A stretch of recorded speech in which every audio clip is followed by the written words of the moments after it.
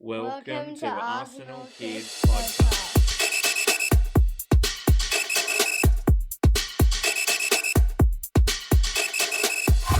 Hello and welcome to Arsenal Kids Podcast. My name is Nate and I'm joined by my co-host Ben.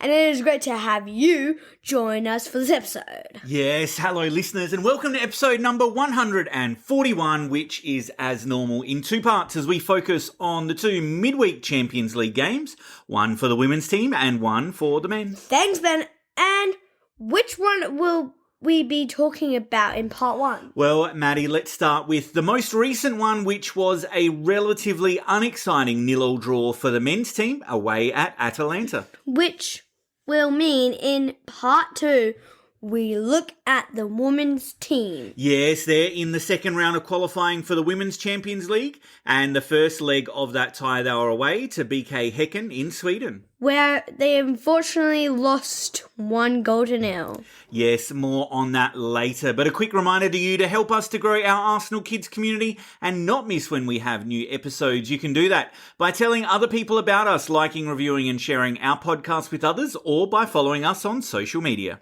We would love for you to join us on this adventure together. Would indeed. And Madi, the men's team, they headed to Italy to play the winners of last season's Europa League, and that was Atalanta at the GWIS Stadium. And the packed home team support were probably not all that excited about how the game began. Nor were we, Ben. We had a terrible start to our watching experiences. Yes, we did, didn't we, Maddie? We headed into Brisbane to watch the game with other Gooners in the River City, and the place where we all gathered, well, they just couldn't find the remote control to tune their TV system into the game, which meant we had to watch the first half on our phone, and then we headed back home to watch the second half. But the opening 20 minutes did see as create some chance. Yes, the best one being BK Hacken, who lined up a free kick from about 20 yards from goal, and he whipped it low and towards the bottom corner. But the Atalanta keeper did very well to get to it, and then he also had to prevent Thomas Partey from sneaking in the rebound as he was the first to react.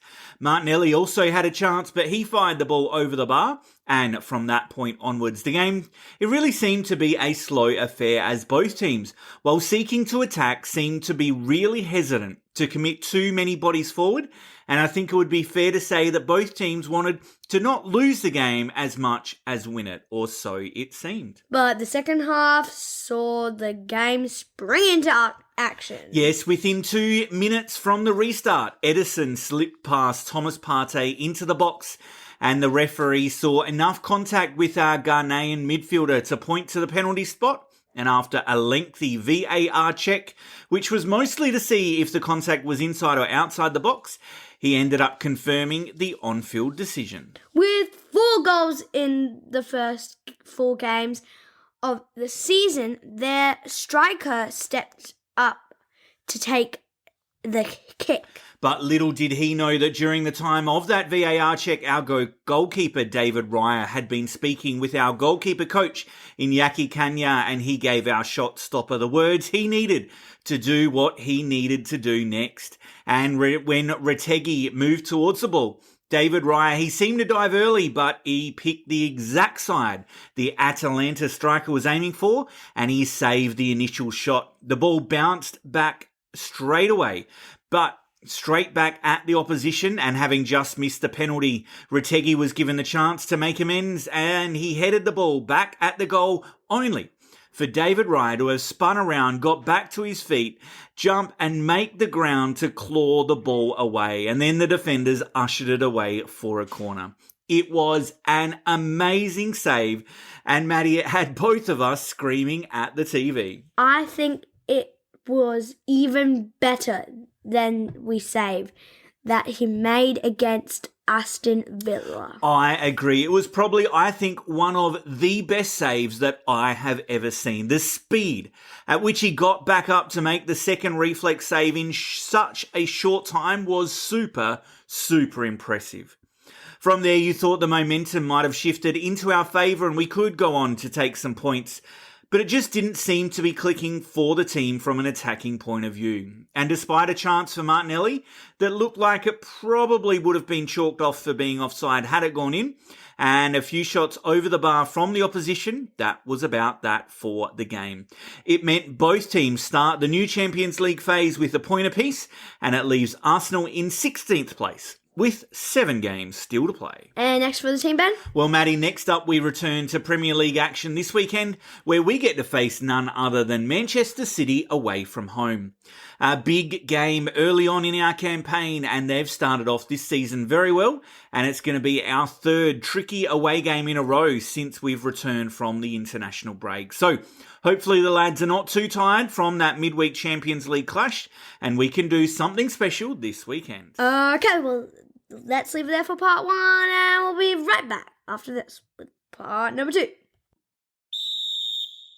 Welcome back, and Ben, let's talk more about the Champions League, and this time how our women's team went. Sure thing, Maddie, and while the men's team were able to manage a draw, the women did not fare quite as well, falling to defeat against Swedish club BK Hacken in the first leg of this 2-leg second round qualifying tie. 3 changes were made from our last game, with Lotte Wubbenmoy, Beth Mead and Rosa Kafaji stepping into the starting 11. And it marked Rosa's first game for the Gunners, and it was against her former club. It was her first start, yes, Maddie, and the frantic opening to the match saw both sides battle for control on what was an artificial turf pitch, which, not to explain away why we didn't win, it was perhaps an issue. But both Alessia Russo and Mariona combined well for some early chances, and as was the case in our most recent match, creativity in goal, front of goal was not the problem, but clinical finishing was, with Kafaji having our best chance at around the half-hour mark as she burst into the box, found herself in space and looked to curl her shot around the keeper, but was denied by the crossbar on this occasion. At the other end of the pitch, there were early warning signs that we probably should have taken notice of. They kept playing experimental crosses over the top across the pitch with their pacey forwards in pursuit, but our backline was rescued by the offside flag. The teams, they went into that break level, and head coach Jonas Eidevall decided to switch Frida Mornham with Kafaji in the second half for another option in our attack. And it almost paid off. Yes, Mornham linked up with Mariona in a move that forced a free kick, but the attempt on target was scrambled away from danger. In their first promising breakaway, Hacken striker Larisse rounded Zinsberger in our goal, but she could not wrap her foot around the shot, pushing it into the side netting. But unfortunately, for us, they did not miss the second time of asking. A long crossfield ball was missed by Katie McCabe, and Tyndall ran onto it, went in one-on-one with our keeper and dispatched the ball into the net, giving the home side the lead. And so, we then went on the attack. We did go on the attack, Maddie, and we had 3 big chances. The first was an excellent save from the keeper, who I'm not sure knew all that much about it, but she was in the way of Beth Mead's on-target header. She then did enough to push a Mornham shot away after some good link-up play, saw her free at the edge of the box, and then finally we hit the crossbar again, and it was Mornham this time whose header hit the woodwork right at the end of the game. It means now that we have it all to do in the second leg, which we're going to be playing at home mid next week in front of our home supporters at Meadow Park, and nothing less than a victory will ensure we have the opportunity to head into the Champions League for this season. But do we have a game before then? Yes, Maddie, we've got a game before then. The Women's Super League, it kicks off this weekend. And the women are also going to be playing Manchester City, but they have the luxury of playing at home at Emirates Stadium on this occasion.